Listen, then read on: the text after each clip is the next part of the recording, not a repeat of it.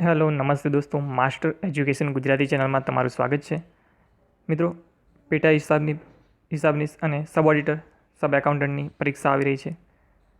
તો આના માટે આપણે આજે એક વિડીયો લઈને આવ્યા છીએ કે જેની અંદર એક મોડેલ પ્રશ્નપત્ર છે, જેની અંદર હું તમને પ્રશ્નપત્રના અંદર પ્રશ્નો અને જવાબો જણાવીશ, જે તમને આવનારી પેટા હિસાબનીસ, સબ તિજોરી હિસાબનીસ અને સબ ઓડિટરની પરીક્ષા માટે ઉપયોગી થઈ પડશે. તો ચાલો આપણે વિડીયોની શરૂઆત કરીએ. પ્રશ્નપત્ર 1, જેનો પ્રશ્ન 1 છે કે શિરોપરી ખર્ચ સામાન્ય રીતે કેવા હોય છે? તો શિરોપરી ખર્ચ અ સ્થિર હોય છે, બ ચલિત હોય છે, ક પ્રત્યક્ષ હોય છે કે ડ નક્કી ન કરી શકાય. તો જવાબ આવે છે નક્કી ન કરી શકાય. એટલે કે શિરોપરી ખર્ચ છે એ નક્કી ન કરી શકાય. પ્રશ્ન નંબર 2, કાબુ બહારના પરિબળોને કારણે થતો બગાડ કેવો બગાડ કહેવાય? તો એનો જવાબ છે કે સામાન્ય બગાડ કહેવાય. કેવો બગાડ કહેવાય? તો કે સામાન્ય બગાડ કહેવાય. કાબુ બહારના પરિબળોને કારણે થતો બગાડ એ સામાન્ય બગાડ કહેવાય છે. પ્રશ્ન નંબર 3, ઇન્વેન્ટરી વર્ગીકરણની કઈ પદ્ધતિ પ્રખ્યાત છે? તો અબક, બ કબ, ક બરક અને ડ તથ દ. તો જવાબ આવે છે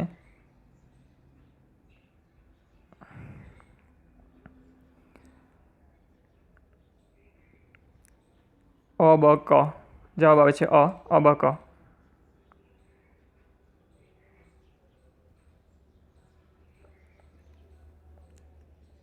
પ્રશ્ન નંબર 4, મેનેજમેન્ટ એકાઉન્ટન્સી એ નીચેનાનું જ વિસ્તરણ છે. તો એનો જવાબ છે ફાઇનાન્સ એકાઉન્ટન્સીનો. જવાબ આવે છે ફાઇનાન્સ એકાઉન્ટન્સીનો. મેનેજમેન્ટ એકાઉન્ટન્સી એ નીચેનાનું વિસ્તરણ છે, તો કે ફાઇનાન્સ એકાઉન્ટન્સીનું. પ્રશ્ન નંબર 5, અંદાજપત્ર બનાવવું એ નીચે મુજબની યોજના છે. કેવી યોજના છે? નકામી છે, સર્વગ્રાહી છે, અસફળ છે કે ઉપરછલી છે? તો અંદાજપત્ર બનાવવું એનો જવાબ છે બ સર્વગ્રાહી યોજના છે. અંદાજપત્ર બનાવવું એ સર્વગ્રાહી છે.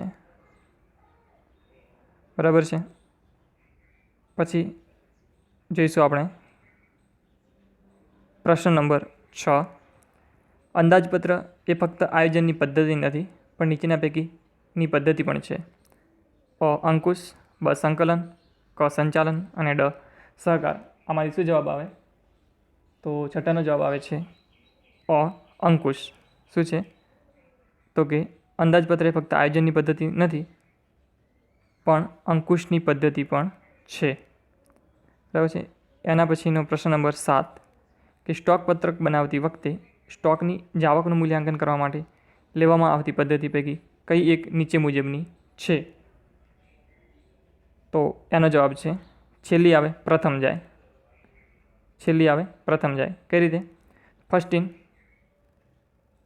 Last in first out, LIFO. છેલ્લી આવે એટલે કે લાસ્ટ ઇન, પ્રથમ જાય ફર્સ્ટ આઉટ, એટલે કે LIFO, લીફો. જવાબ આવે છે ક. એના પછી પ્રશ્ન નંબર 8, સ્ટોક પત્રક બનાવતી વખતે પ્રથમ આવે અને પ્રથમ જાય એટલે કે ફીફો પદ્ધતિ તે નીચેના ઉદ્દેશ્ય માટે વપરાતી હોય છે. શેના માટે વપરાતી હોય છે? તો જવાબ આવે છે કે માલની જાવક કિંમત નક્કી કરવા માટે વપરાતી હોય છે. યાદ રાખજો કે સ્ટોક પત્રક બનાવતી વખતે પ્રથમ આવે પ્રથમ જાય ફીફો પદ્ધતિ એ નીચેના ઉદ્દેશ્ય માટે વપરાય. કયા ઉદ્દેશ્ય માટે વપરાય? તો કે માલની જાવક કિંમત નક્કી કરવા માટે વપરાય છે. અહીંયા બીજા પણ વિકલ્પો આપેલા છે, પણ જવાબ આવે છે માલની જાવક કિંમત નક્કી કરવા માટે વપરાય છે. પછી આપણે જોઈશું પ્રશ્ન નંબર 9. બરાબર છે. તો પ્રશ્ન છે કે નીચેના પૈકી કયો અનામતનો એક પ્રકાર નથી? સામાન્ય અનામત, વિશિષ્ટ અનામત, વેચાણ અનામત કે મૂડી અનામત. આમાંથી કયો એક અનામતનો પ્રકાર નથી? તો વેચાણ અનામતનો કોઈ પ્રકાર ન હોઈ શકે. જવાબ આવે છે ક વેચાણ અનામતનો કોઈ પ્રકાર નથી. વેચાણ અનામત કોઈ અનામતનો કોઈ પણ પ્રકાર નથી. બાકી સામાન્ય અનામત હોઈ શકે, વિશિષ્ટ અનામત હોઈ શકે અને મૂડી અનામત હોઈ શકે છે. જોઈશું આપણે પ્રશ્ન નંબર 10,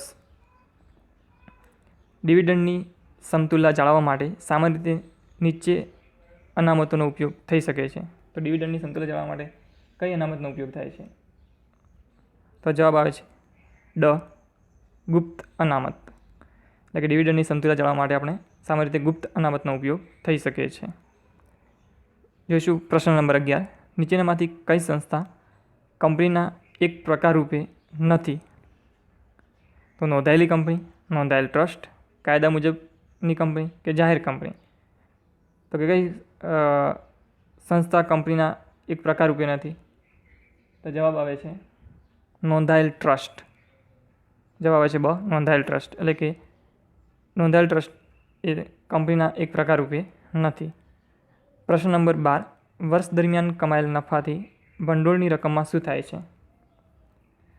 તો વર્ષ દરમિયાન કમાયેલ નફાથી ભંડોળ વધે. એ તો તમને ખબર જ હશે કે વર્ષ દરમિયાન નફો કમાવાથી ભંડોળની રકમમાં શું થાય? તો કે ભંડોળની રકમમાં વધારો થતો હોય છે.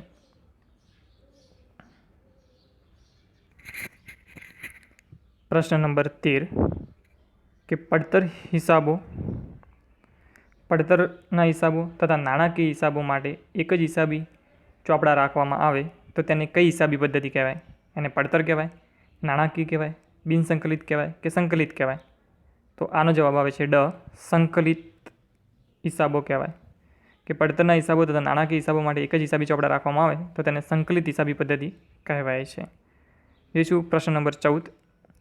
તો બિનવપરાશી સ્ટોકને જો સ્ટોક ગણકપત્રકમાંથી કાઢીને આખર સ્ટોક ઘટાડાય તો નફા નુકસાન પર શી અસર થાય છે?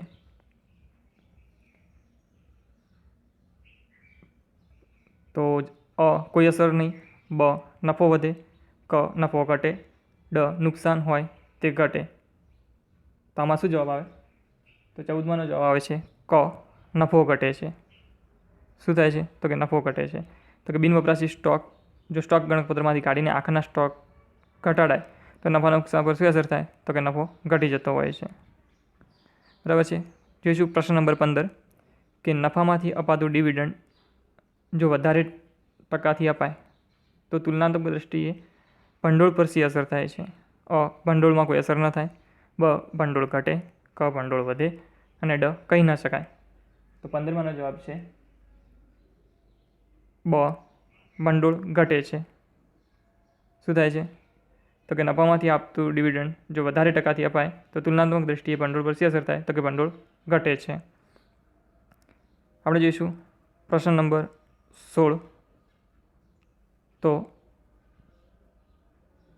કંપની ધારા મુજબ કંપનીનું પાકું સરવૈયું કયા પરિશિષ્ટ મુજબ તૈયાર કરવાનું હોય છે? અ 1, બ 4, ક 6 અને ડ છે 10. તો 16માનો જવાબ છે ક, એટલે કે 6. એટલે કે કંપની ધારા મુજબ કંપનીનું પાકું સરવૈયું કયા પરિશિષ્ટ મુજબ તૈયાર કરવાનું હોય છે? તો પરિશિષ્ટ 6 મુજબ તૈયાર કરવાનું હોય છે. પ્રશ્ન નંબર 17. બેંકમાં ભરેલા પણ વસૂલ નહીં થયેલા ચેકોને લીધે રોકડ મેળ પ્રમાણેની સિલક કરતાં પાસબુકમાં સિલક કેવી હોય છે? રોકડ મેળની સિલક જેટલી જ હોય છે, પાસબુકમાં સિલક તેટલી ઓછી હોય છે, પાસબુકમાં સિલક તેટલી વધુ હોય છે કે કહી ન શકાય? તો 17માનો જવાબ છે બ, પાસબુકમાં સિલક તેટલી ઓછી હોય છે. શું હોય છે? પાસબુકમાં સિલક તેટલી ઓછી હોય છે. પ્રશ્ન નંબર 18. હિસાબમાં નીચેની મિલકતોનો ઘસારો લેવામાં આવતો નથી. હિસાબમાં નીચેની મિલકતનો ઘસારો લેવામાં આવતો નથી. શેનો લેવામાં આવતો નથી? યંત્રો, વાહનો, મકાનો કે જમીન? આમાંથી શેનો ઘસારો ન ગણાય? તો 18માનો જવાબ છે ડ, જમીનનો ઘસારો ન ગણાય. જોઈશું પ્રશ્ન નંબર 19. ચાલુ ગુણોત્તરની મદદથી કંપનીની નીચેની નાણાકીય પરિસ્થિતિ જાણી શકાય છે. તો કે ચાલુ મિલકતો અને ચાલુ દેવાનું પ્રમાણ, નફો નુકસાન, મિલકતોની પ્રવાહિતતા કે ઘસારાનો દર? તો કે ચાલુ ગુણોત્તરની મદદથી કંપનીની નીચેની નાણાકીય પરિસ્થિતિ જાણી શકાય. કઈ નાણાકીય પરિસ્થિતિ જાણી શકાય? તો 19માનો જવાબ છે અ, એટલે કે ચાલુ મિલકતો અને ચાલુ દેવાનું પ્રમાણ જાણી શકાય છે. ચાલુ ગુણોત્તરથી ચાલુ મિલકતો અને ચાલુ દેવાનું પ્રમાણ જાણી શકાય છે. પ્રશ્ન નંબર 19નો જવાબ છે અ. વાત કરીશું પ્રશ્ન નંબર 20. કાચા નફાના ગુણોત્તરનું સૂત્ર કયું છે? તો કાચા નફાના ગુણોત્તરનું સૂત્ર છે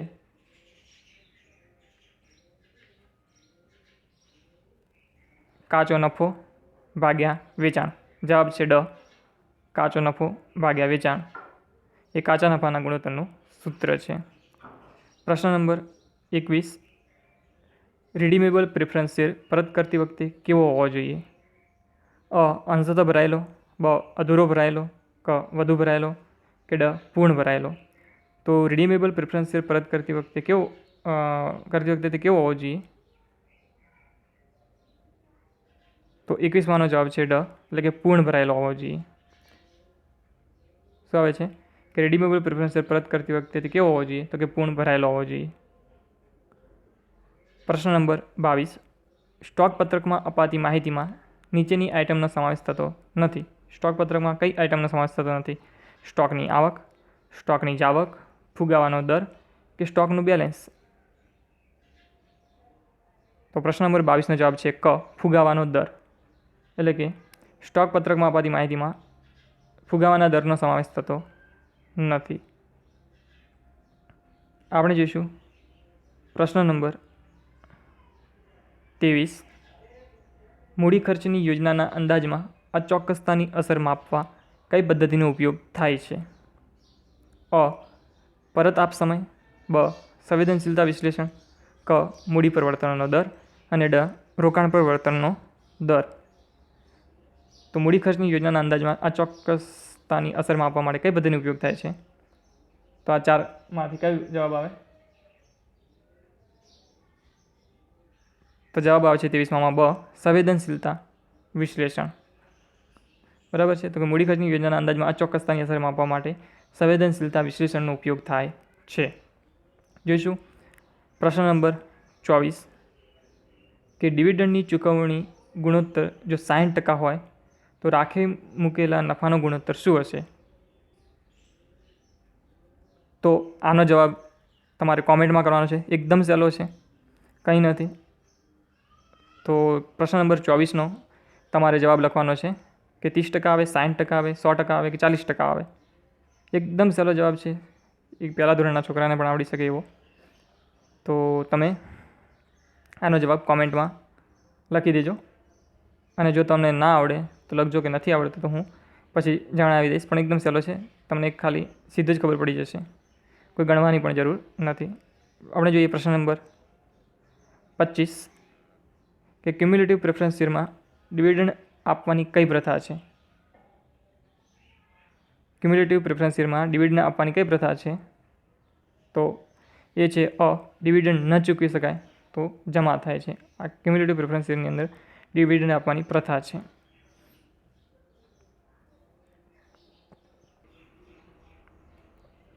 હવે આપણે જોઈશું પ્રશ્ન નંબર 26. પ્રાઇવેટ લિમિટેડ કંપનીમાં મહત્તમ શેર હોલ્ડરોની સંખ્યા કેટલી છે? પ્રાઇવેટ લિમિટેડ કંપનીમાં મહત્તમ શેર હોલ્ડરોની સંખ્યા કેટલી છે? તો 26માં જવાબ આવે છે ડ. 200. કેટલી છે? 200. આ કંપની ધારા 2013 મુજબ પૂછાયેલો પ્રશ્ન છે, તેથી એ ધ્યાનમાં લેવું. પછી પ્રશ્ન નંબર 27.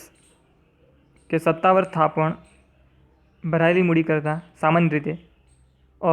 વધુ કાં તો સરખી હોય છે, બ. ઓછી હોય છે, ક. સરખી હોય છે અને ડ. વધુ પણ હોય અને ઓછી પણ હોય. તો ચારમાંથી શું જવાબ આવે? તો 87માં જવાબ આવે છે અ. વધુ કાં તો સરખી હોય છે. એટલે કે સત્તાવાર થાપણ ભરાયેલી મૂડી કરતાં કેવી હોય? તો સત્તાવાર થાપણે ભરાયેલી મૂડી કરતાં કાં તો વધુ હોય અને કાં તો પછી સરખી હોય.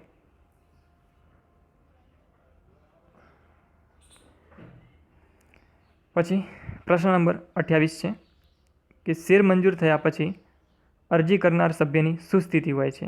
શેર મંજૂર થયા પછી અરજી કરનાર સભ્યની શું સ્થિતિ હોય છે? તો 28માં જવાબ આવે છે બ. તે શેર હોલ્ડર બની જાય છે. બરાબર છે. તો કે શેર મંજૂર થયા પછી શેર અરજી કરનારી સભ્યની શું સ્થિતિ હોય તો તે શેર હોલ્ડર બની જાય, બીજું કંઈ ના થાય. કેમ કે તેને અરજી કરી અને તેના શેર મંજૂર થઈ ગયા તો એ શેર હોલ્ડર બની જાય છે. જોઈશું આપણે પ્રશ્ન નંબર 29. પ્રશ્ન નંબર 29 તો કે ₹10નો એક એવા શેરો જો 50%ના પ્રીમિયમે બહાર પાડવામાં આવે અને અરજી સાથે ₹7 અને શેર મંજૂરી વખતે ₹4 મંગાવાયા હોય તો એકમાત્ર કોલ વખતે કેટલા રૂપિયા મંગાવાય? અ ₹7, બ ₹5, ક ₹15 અને ડ ₹4. તો 29માં જવાબ છે ડ ₹4 મંગાવાય. બરાબર છે. જોઈશું પ્રશ્ન નંબર 30. રોજમેળ કોને કહેવામાં આવે છે?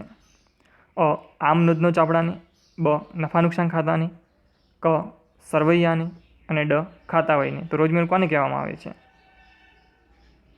તો 30માં જવાબ આવે છે અ આમ નોંધના ચોપડાને રોજમેળ કહેવામાં આવે છે.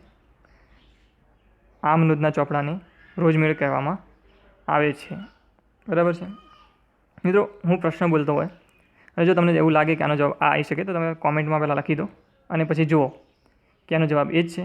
એનાથી શું થશે કે તમને એ પ્રશ્ન યાદ પણ રહેશે, કેમ કે જો તમારો ખોટો પડશે તો તમને યાદ રહી જશે હંમેશા માટે, અને સાચો પડશે તો તમને કોન્ફિડન્સ વધશે. માટે જે પ્રશ્ન આવતા જાય છે તે તમે કોમેન્ટમાં પહેલાં એનો જવાબ આપી દો અને પછી જુઓ કે પ્રશ્નનો જવાબ એ જ આવે છે કે નહીં.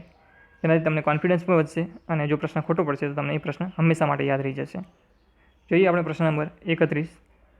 તો પ્રવાહિતતા ગુણોત્તરની ગણતરીનો મુખ્ય ઉદ્દેશ્ય કયો છે? પ્રવાહિતતા ગુણોત્તરની ગણતરીનો મુખ્ય ઉદ્દેશ્ય કયો છે? અ કંપનીની પ્રગતિ જાણવાનો, બ કંપનીના નફા નુકસાનની પરિસ્થિતિ જાણવાનો, ક કંપનીની મિલકતોની પ્રવાહિતતા જાણવાનો, કે ડ કંપનીનો વ્યાજ ખર્ચ જાણવાનો. તો 31માં જવાબ છે ક કંપનીની મિલકતોની પ્રવાહિતતા જાણવાનો. બરાબર છે. હવે જઈશું પ્રશ્ન નંબર 32. નીચેનાનો સમાવેશ ભંડોળની પ્રાપ્તિમાં થતો નથી. અ બોનસ શેર બહાર પાડવાનો, બ કાયમી મિલકતોના વેચાણનો, ક શેરમૂડીમાં વધારાનો અને ડ નફામાં વધારાનો.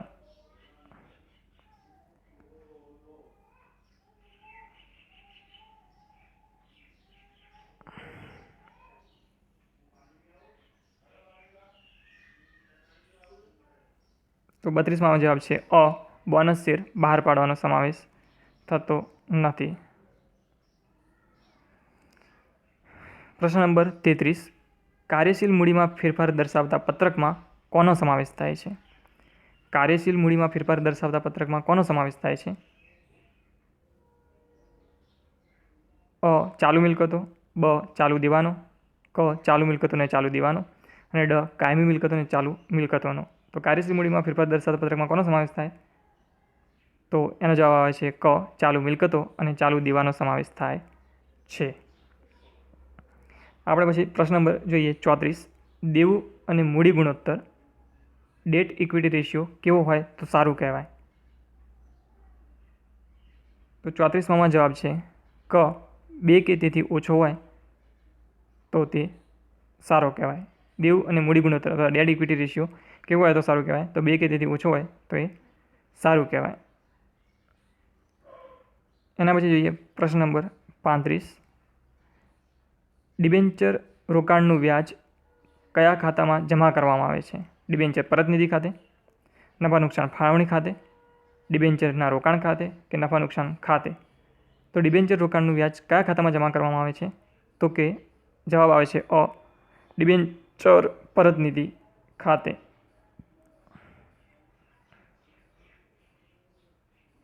ડિબેન્ચર પરતનિધિ ખાતે જમા કરવામાં આવે છે.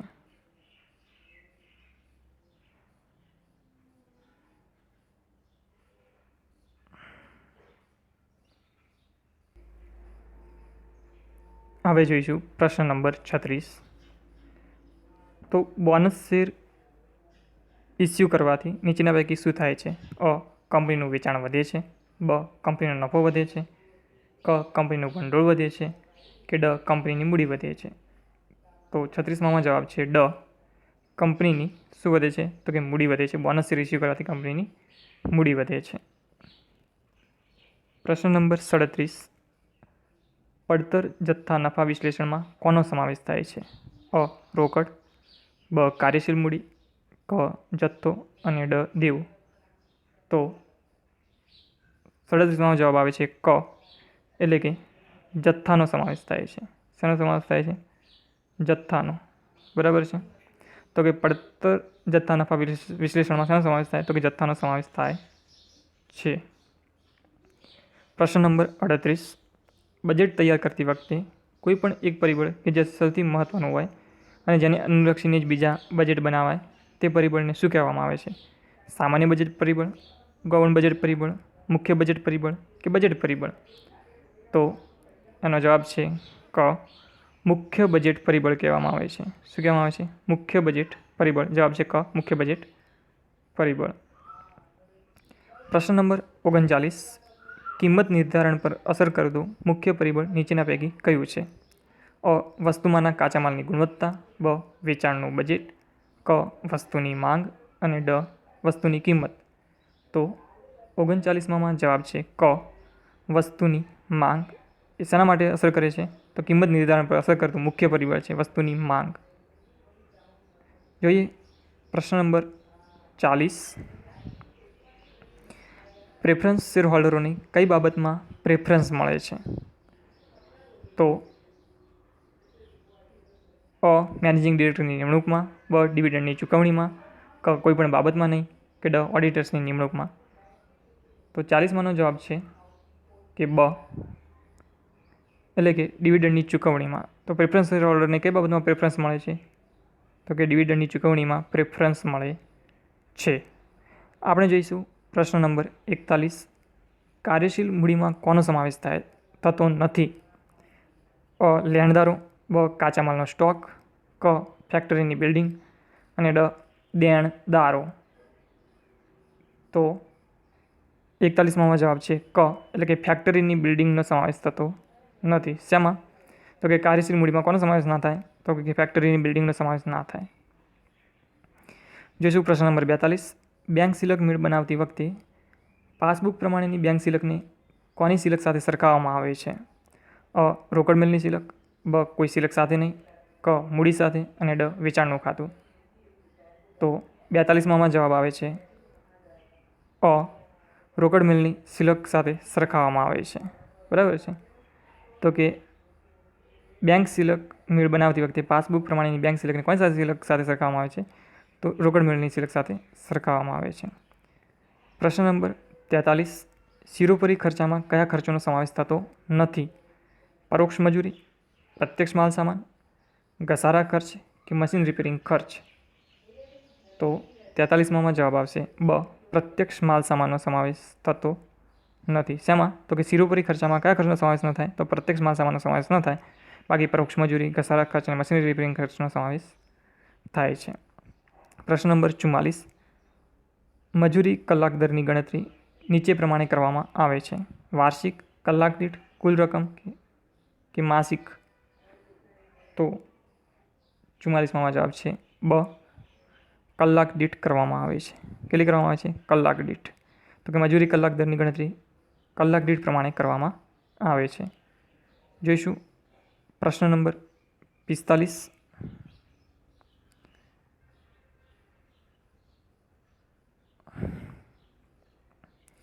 વર્ષને અંતે કરવામાં આવતી માલ સિલકની ગણતરીને શું કહેવાય?